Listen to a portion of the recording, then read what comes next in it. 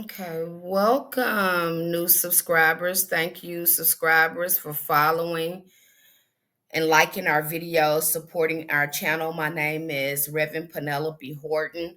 I'm an intuitive reader, an author, and a shaman, among other things. I know a lot of you have been asking me, hey, can we take a look at some of the books that you've been reading in your course? And I said I would come here and I would let you take a look at some of these old books that are in our course. This book is about 100 years old. It's called, let me get over here.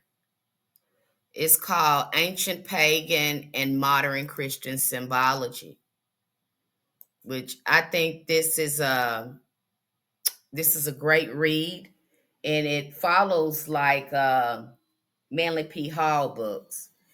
It's written by Thomas Inman. The book is written by Thomas Inman, and it was written in 1922. See how old that book is? A little over 100 years old, I would say. Look like it is anyway. So this is an old book, and what I advise women, ladies, if when you're looking at this occult and esoteric knowledge, because a lot of the books seem to be biased and prejudiced because they're written by men. Okay, and they have applied a lot of this knowledge to themselves, adopted a lot of this for themselves. But it's good to go in with your critical thinking and your objective mind and knowing what to take away from there. So I want you to be careful when you're reading these occult and esoteric books. Remember, these are men that's trying to figure out the divine feminine spiritual practices and apply them to themselves. So that's important to note there. Okay. So he goes on and he talks about this first plate here. What is the first plate? I think it's down here. Did it not even show up? Now it won't even show up now. Okay, yeah, there it is. So he talks his first observation is around this first plate. And let me go down here where he talks about the first plate. We'll go blow through some of this stuff. I don't want to keep you long. Just give you a brief description of this book. And I don't know why he put the first plate way up there and he doesn't talk about it until you get inside of the book. I don't know what happened with that.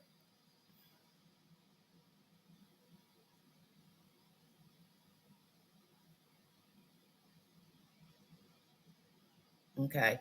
And you see through here he tries to justify a lot of this stuff through his religion in his introduction. He's trying to make that a matter of a fact. But we all know that a lot of these writings were adopted from women.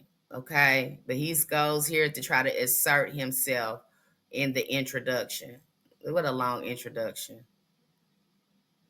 Okay, so he's describing in plate one that we just seen with Isis there.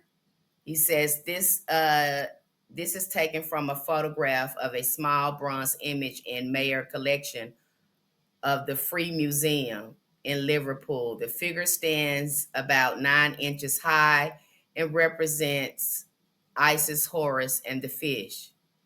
It is an apt illustration of an ancient custom still prevalent among the Christians, a reverencing a woman said to be a virgin giving suck to her child, and the association of Isis, Venus, and Mary with the fish. Friday, for example, is with the Romanists, both fish day, and Dies Veneris. Fish are known to be extraordinarily prolific. There was a belief that animals noted for any peculiarity imparted their virtues to those who ate them. Consequently, tigers' flesh was supposed to give courage and snails to give sexual power. The use of fish is communal feast is still common. Those who consider it pious or proper to eat fish on Venus Day or Friday proclaim themselves unconsciously in adherence to those heathen ideas which defy parts about which one now likes to talk. Which no one now likes to talk. Sorry about that, you guys. This book is so small, I can barely see it. Okay, so I know my mom, she's talk about when she was young, they always ate fish on Friday. She never knew why, but everyone ate fish on Friday when she was a little girl. And you might find some older people, the baby boomers, they can remember that. Okay. And for me, I think his assumption is incorrect about the fish. The fish represents the divine feminine in her first gestation on this planet. That's her first gestation on this planet. That's the first form of her when she came, when she manifested herself on this planet. Okay, since the first publication of this work, a friend has suggested to me another reason besides its fertility for fish being emblematic of woman from his extensive experience as a surgeon, and especially among the lower order or Cartesians. He has repeatedly noticed during the hot months of the year that the parts which he had to examine have a very strong odor of fish. So he's saying that the women yoni smelled like fish. My own observation in the same department led me to endorse his assertion. Consequently, I think that in the warm climates where the utmost cleanliness can be scarcely keep a female free from odor, scent, or as well as other attributes, has had to do with the selection of the fish as an emblem of the woman. Okay, so that's his observation. Again, these are his observations. Okay.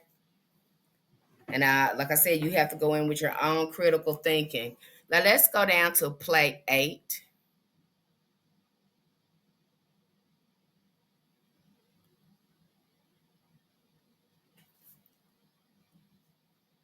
Okay.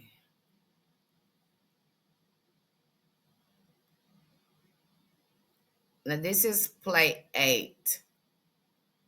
It says, is Devi the same as Pravati or Bhavani? It is copied from the Moors. Again, we have these Moors coming in here. Remember telling you that the Moors went in and they start changing things. These were the same Moors who left Egypt. These were the same ones, okay?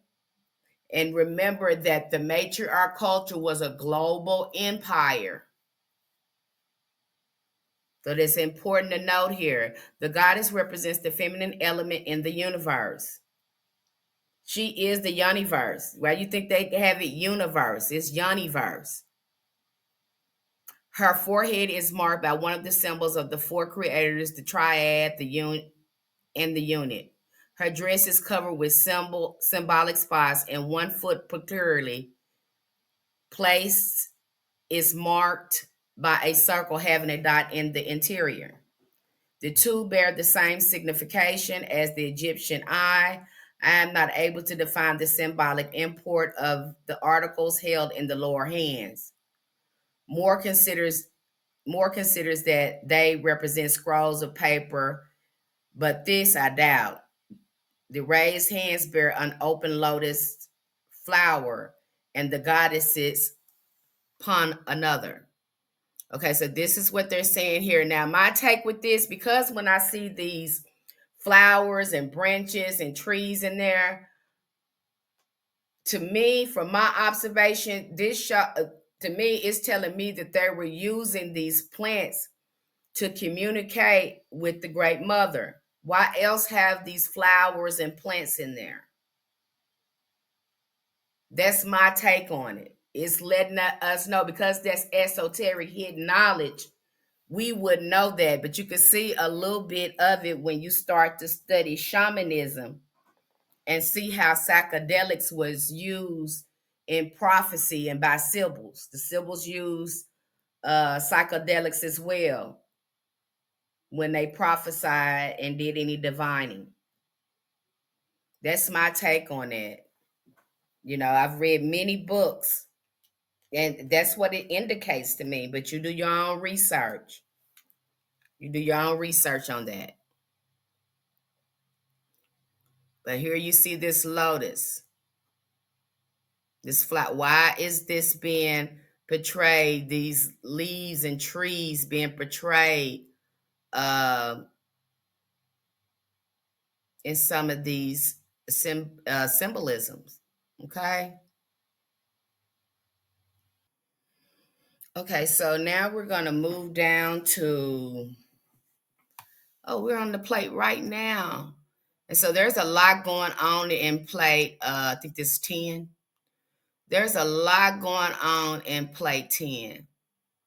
Okay, there's a lot going on in plate 10. So I'm going to read plate 10 for you. He has about how many figures in here? 16, 17 figures in here. So I'm going to read a part of plate X to you.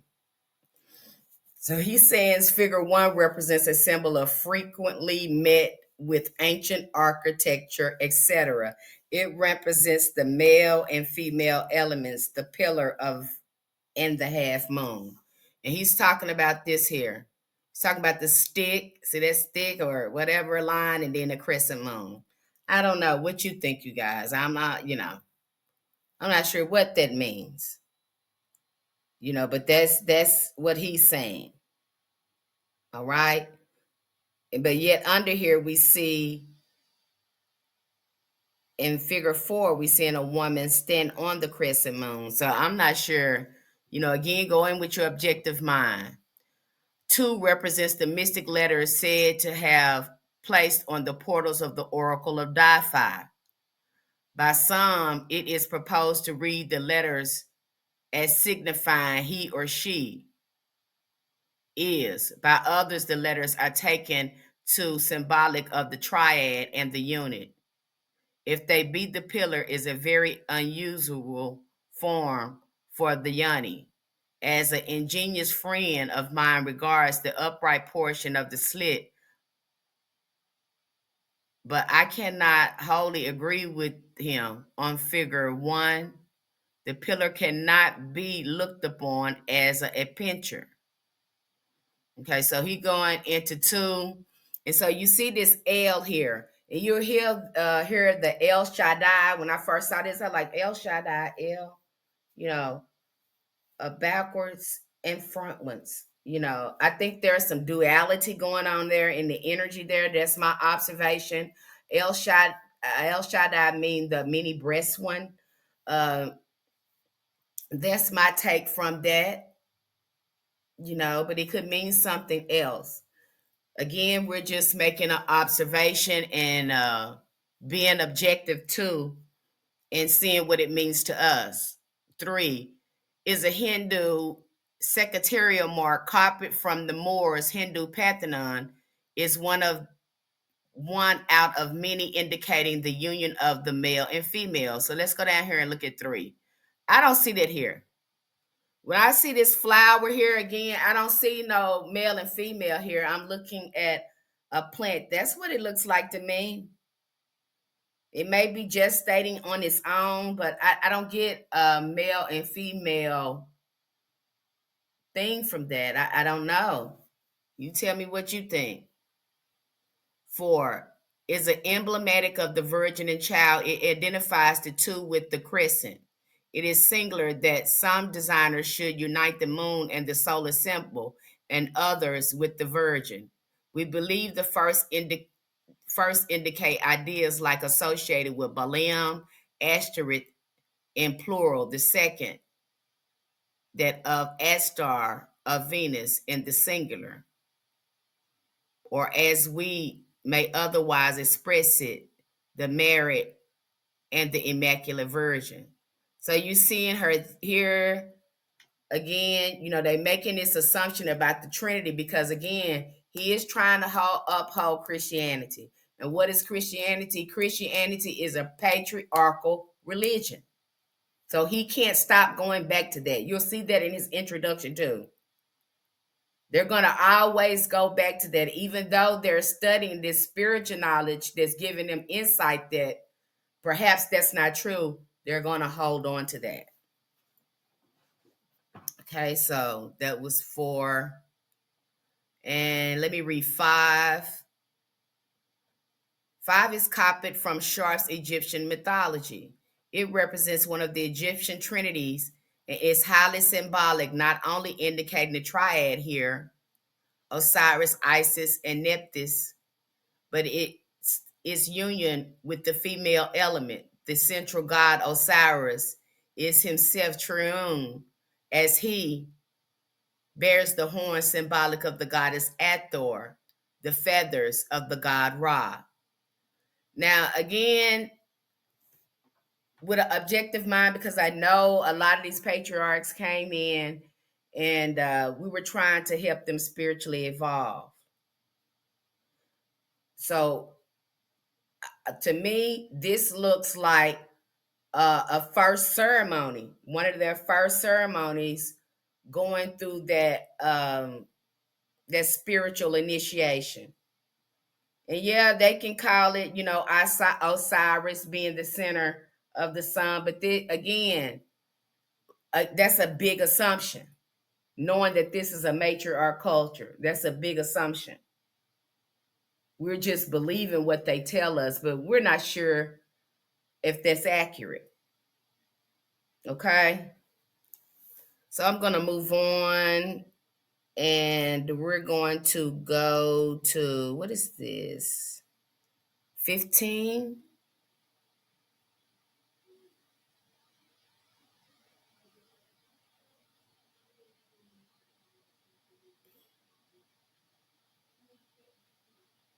Okay, so see, can I find this plate here before I start going over it? Okay, so this is 15 right here. Wait, is it 15? It's either 15 or 4. Pardon my Roman numerals. Yeah, because that's 18. Oh, this is 19? Is that what that is? Okay, moving on. Is a copy of the small Hindu statuette in Mayer collection in the Free Museum of Liverpool. It probably represents Parvati, the Hindu virgin, and her child. The right hand of the figure makes symbol of the yoni with the forefinger and thumb. The rest of the fingers typifying the triad. There we go with that triad again. They're sticking to this triad. In the palm and on the navel is a lozenge emblematic of woman. The child, perhaps Krishna, equivalent to the Egyptian Horus and Christian Jesus, bears in its hands one of the many emblems of the linga and stands upon the lotus. The monkey introduced into the group plays the same part as the cat, cow, lioness, and ape in the Egyptian mythology, being emblematic of the desires which eventuates in the production of offspring. So in so many words, he's letting we said desire. Again, I think of parthenogenesis. I think of parthenogenesis when he says that. And now you can see these common statuettes all over the globe. So it's undeniable that women were seen as the creatress. It's undeniable here. Okay. I like this one too. What is that? 15. It says the cupola is well known in modern Europe. It is equally so in Hindustans, where it is sometimes accompanied by pillars of peculiar shape. And one such compound design is the cupola, supported by closely placed pillars, each of which has capital resembling the glands of the physiologist. In the century, there is a door where a new female stands resembling in all respects. Figure 61, except dress the presence of the child. This was copied by late Mr. Selin from a Buddhist Dakopa in Jumnar Cave, Bombay Presidency. A tracing of the sketch having been given to me by William Simpson, Esquire, London. The same emblem may be found amongst the ancient Italians, which I was staying in Malta during the carnival. So he's letting you know this is a an ancient emblem. And see, you have this woman with this on her head. I don't know if that looks like a vase or something. And she's standing on the turtle. Here she's standing on the turtle. And then you see her there coming out of the yoni. Okay. Uh let's go down here to pages 25 through 30. I thought these were really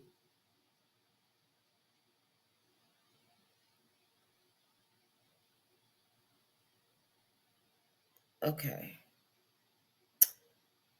I'm going to go to this figure 7 here in a few minutes.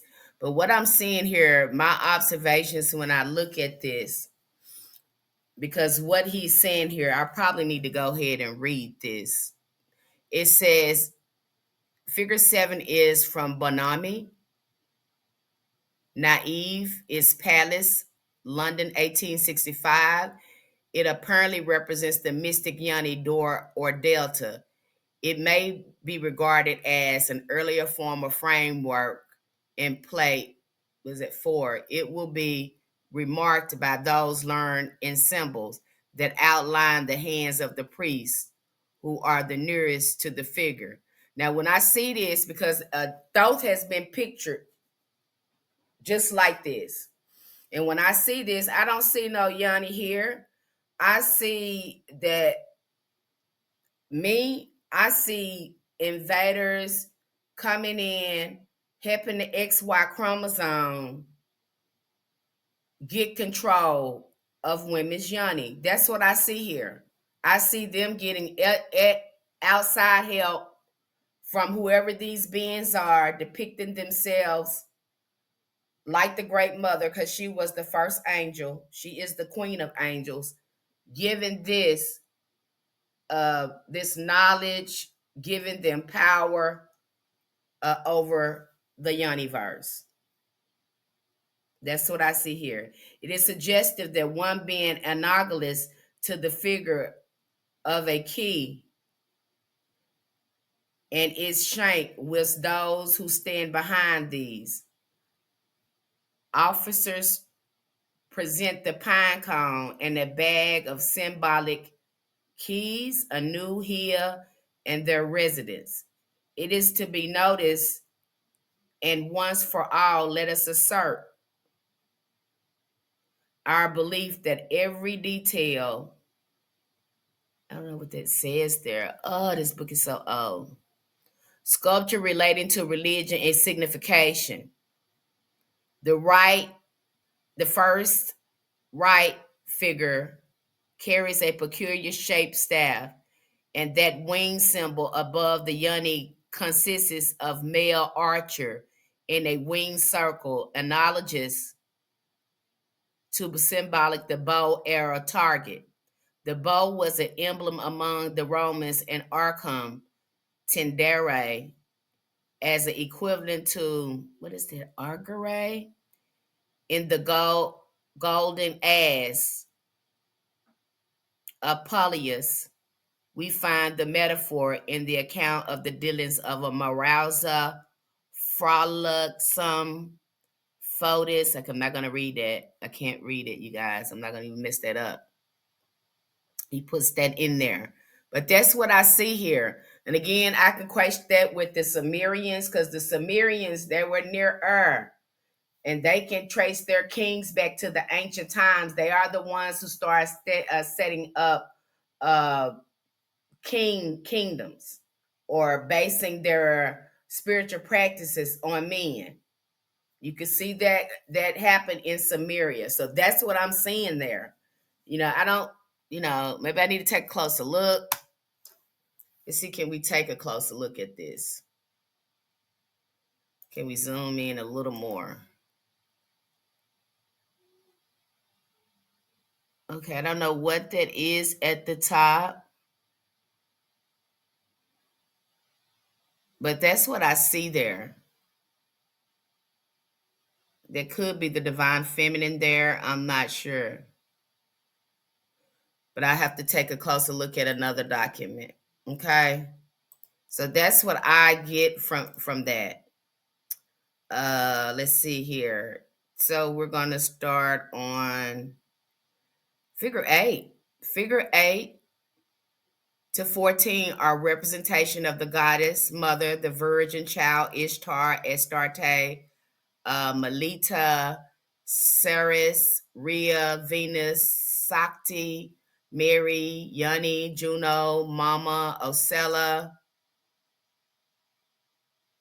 The figure 8 is a copy of the defiled woman or celestial mother from Andilium, Cyprus. Okay, so you're seeing this go on and on here.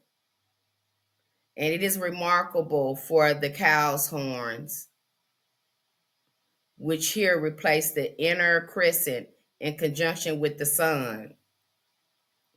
They cannot not put themselves in it. When you see them mentioning the sun, because again, they equate themselves the center of the universe as the sun.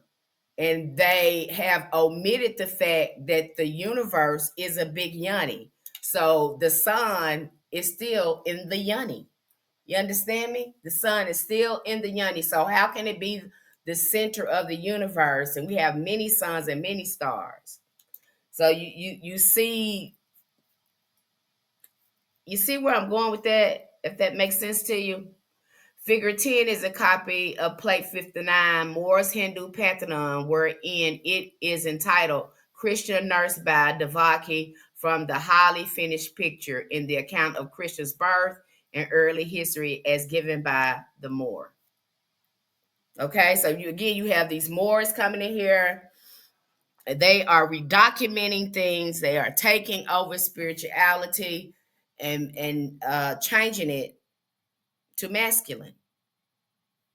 Okay. And you'll see this story go on and on with around the globe. You can see this virgin.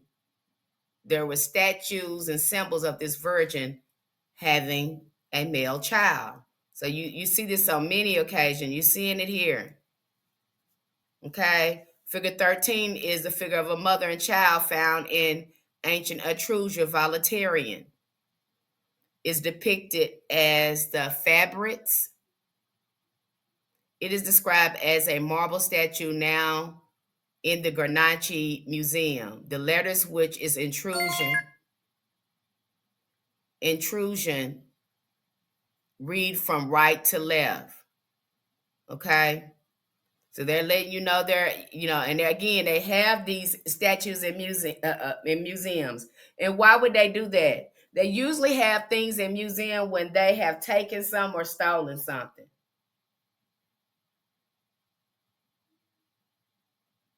Okay, you know it for yourself.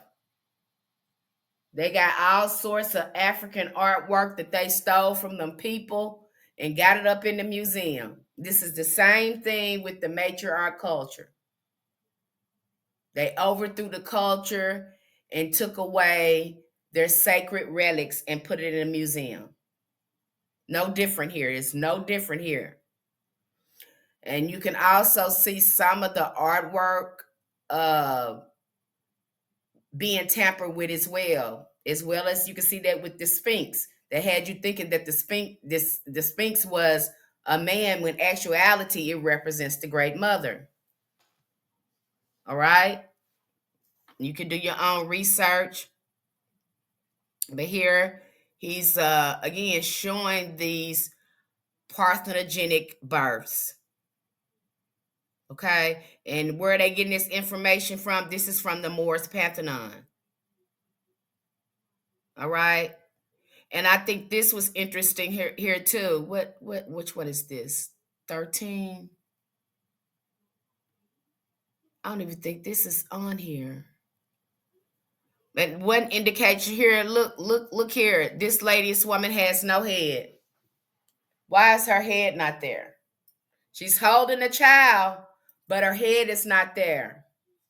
Now I firmly believe that this was disfigured on purpose. Figure 13 was disfigured on purpose. I'm trying to see if I see any mention of figure 13. See, is a figure of mother and child found in intrusion. Okay, so let's go back down here. And this 10 was, because it's everywhere here, you guys. I'm so sorry. But this is how these old books are, you guys. And I have hell reading them. Okay, so this is figure 13 is what he's saying. But look, it looks like it was, mutilated. But they kept the baby there. Or they didn't want to show the head. Okay? The tower upon the head represents virginity. Position of the hand forms a cross with the body. The numerous breasts indicate abundance. The black color of figure 16. Are we going up here? Oh, we're down here. So you're seeing that here. And remember, I told you that El meant mother of many breasts. Okay, so you're seeing it here. And that black not only represents the original color of the great mother, but it also represents the color of the universe, the universe. It's dark in there. Okay? It's dark. The universe out there in space is dark. So I think it has a dual meaning.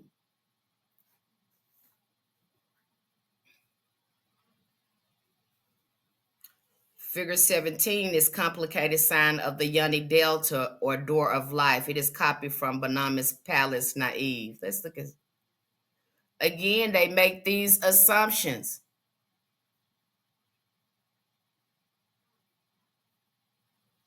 Okay, and look at these little flowers or leaves around that.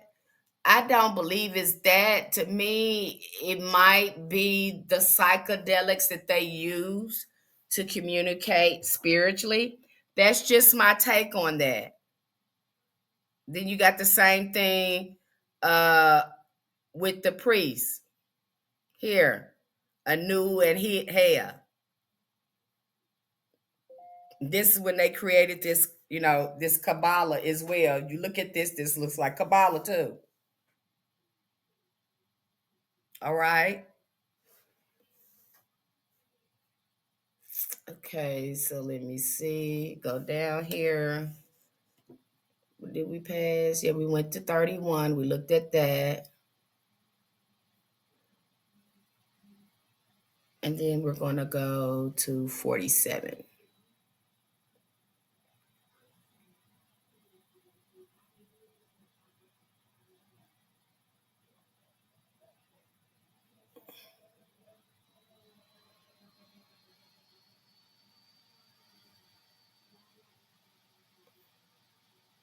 Okay, this is figure 61 is modern Christian art.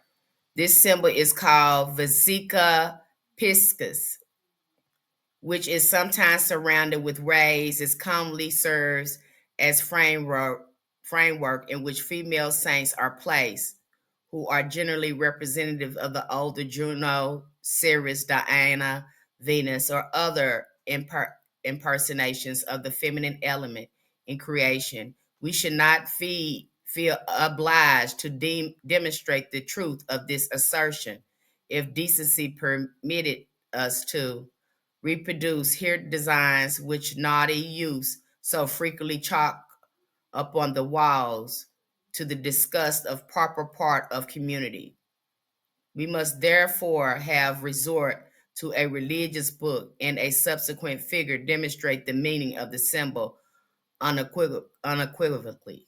Okay, so you see that here. She's in that yoni again. Representation here. And he constantly goes on with these representations because, again, you have these gods, again, and this looks more like Thoth. You're seeing me now? This one looks more like Thoth. So it is a representation to me that these invaders came here and started messing with the genetics as well. They start messing with the DNA. That's what I see there. They can make assumptions all they want to, but when I look at it and then I hear their story, this is what I come up with, that they are playing with genetics here. That's the sign, that they're playing with the genetics as well. We can look at it from that point of view. Okay. And then I want to go on down to 55. I thought this is great because he's letting you know what it is. 55, figure 81. That's we are. Figure 81 is copied from Lajard. The origin of this, which is silver statuette in that author's possession, is unknown. The female represents the Venus bearing in one hand the apple. Her arm rests on what seems to be as a representative of the mystic triad. See, he makes these assumptions. Her arm rests, let's okay, and let's go down. Around which the dolphin, which represents the womb, that's what he's telling you, is intertwined, whose mouth comes to a stream of life. The apple plays a strange part in Greek Hebrew mythology. The story of the apple discord awarded by Paris. See, it's just a story. Venus seems to indicate that where beauty contends against majesty and wisdom for the love of youth, it is sure to win the day. Okay? So he's making this assumption about this, but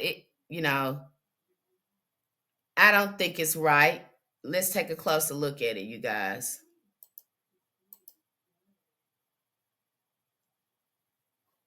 Okay, he's saying this is a dolphin. Okay. Okay, let's bring it back down. I had to see.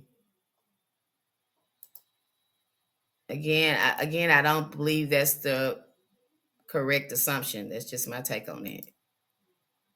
Okay, so let's go down here to 81 because it really got juicy for me on 81. Wait a minute, 81. Page. What page was that? 79. 79, we move on down. It really got juicy for me. I was like, okay, so he just blatantly saying it, what it is.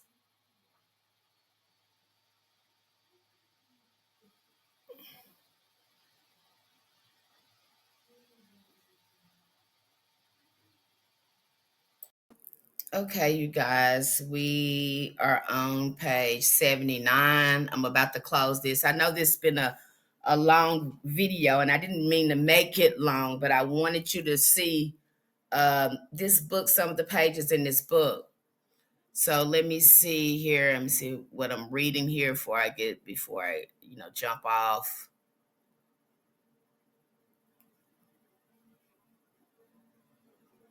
What were we talking about in here? Figure 118. Okay, that's what I'm going over here. Got to make sure because this book goes everywhere, you guys, as you can see. As you can see. Okay, I'm trying to make sure that I'm on 118. Okay, that's 117. Then we go down here. I'm trying to find 118. This book just jumps everywhere. Here it is. Figure 118 is a copy of the medal issued to pilgrims at the shrine of the Virgin of Loretta. It was lent to me by Mr. Newton, but the engraver was omitted to make the face of the mother and child black, as the most ancient renowned ones usually are. Instead of the explanation given to ancient faiths of the adoption of the black skinned Mary, her the heron veil suggests that it represents night, the period during which feminine creator is most propitious or attentive to her duties. It is unnecessary to contest the point of almost every symbol has more interpretations given to it than one. I have sought in vain even a plausible reason for the blackness of the sacred virgin's children in certain papal shrines, which is compatible with the decency in Christianity. It is clear that the matter will not bear the light. So they absolutely know that the dark mother was a dark individual.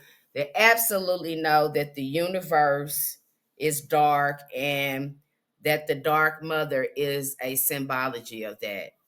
Okay. They're going to go through so many interpretations to which you don't know which one to really look at. And that's fine because we leave it open to our own interpretation. Okay. And so that's what you got there on the coin there. You see her on that coin. And this is what you would have probably seen in her time as well. You probably would have seen her on a coin. Again, because she was global.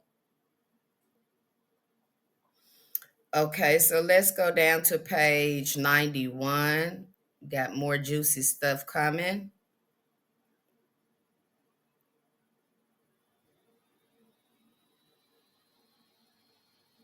Here we go.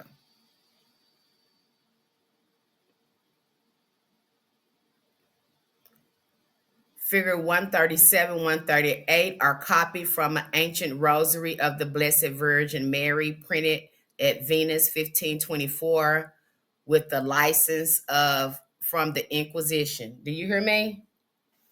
They said from the license of the Inquisitions because you could not back then, this is why a lot of that stuff is in a museum because the Inquisition just wasn't having you bound down to the Great Mother.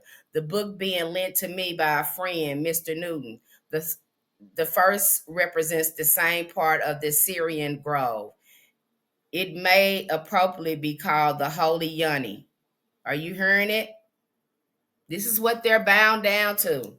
This is what the Pope is bound down to.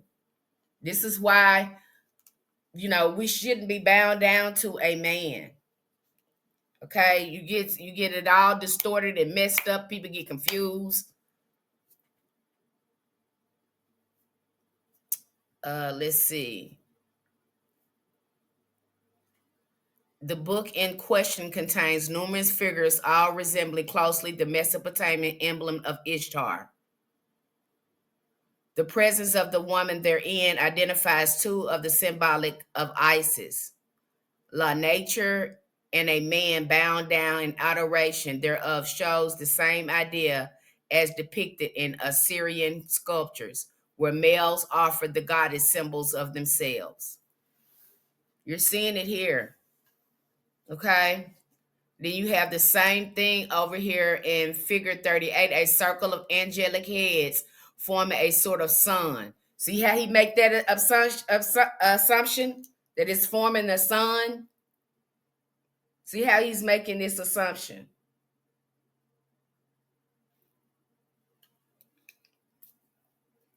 Having luminous rays outside and a dove, the emblem of the Venus dart, a spear down upon the earth, or the Virgin. This being received, fertility follows. In Grecian stories, Oranos, G, or heaven and earth were parents of creation, and Jupiter came from heaven to impregnate Alamina. The, the same mythos prevailed throughout all civilized nations. Christianity adopted the idea, merely altering the name of the respective parents and attributed the regeneration of the world to the Holy Breath and Mary. Every individual, indeed extraordinary, conspicuous of the wisdom and power and goodness, etc., is said to have been begotten on a woman by a celestial father. Within the Vesica Piscis, artists usually represent the Virgin herself with or without child in the figure before the child takes her place. It is difficult to believe that ecclesiastics who sanctioned the publication of such a print could have been ignorant of the modern ritualists. It is equally difficult to believe that the latter, if they knew the real meaning of the symbols commonly used for Roman Church, would adopt them. They knew it. The thing is, they could not have that. They could not have a religion without the Great Mother, because when that happens, all sorts of natural disasters and things come out, because it's not balanced. It's not meant to be without her. Nothing balances without her. Okay, so you hearing it here. Okay, so let me go down to 103, and I'm gonna close out here. Some more juicy stuff here. So they got that turtle there. He comes up with his own conclusion with that. Oh, this is a juicy one. This is juicy. This is juicy because he's spilling the beans right here. He's spilling all the beans right here. He says, we're going to start at 169. Figure 169, the modern pallium worn by the Roman priests. It represents the ancient centrum of Isis and the yoni of the Hindus. You see what I'm saying? He's going, again, when I told you that the Moors went in there and they changed that because all of those male pantheons used to be women. Okay? You can also see, when you hear the story of the seven sisters, that's all in that. Okay? That's all included in that. It is symbolic of the celestial virgin and the unit in the creative four. When done by Christian priests, he resembles the pagan male worshippers who wore a female dress when they ministered before the altar or shrine of a goddess. Possibly Hebrew Ipad was of this form and nature. They have to do that. See, they're trying to embody the divine feminine, but they do not have that cosmogenetic link like women do. So this is why it's so out of balance. So he is portraying himself. It's just like, you're dressing up like a woman. I feel like it's very counterfeit. Figure 171 is an alba worn by Roman and other ecclesiastics when officiating a mass, etc. It is simply a copy of the chemise ordinarily worn by women as an undergarment.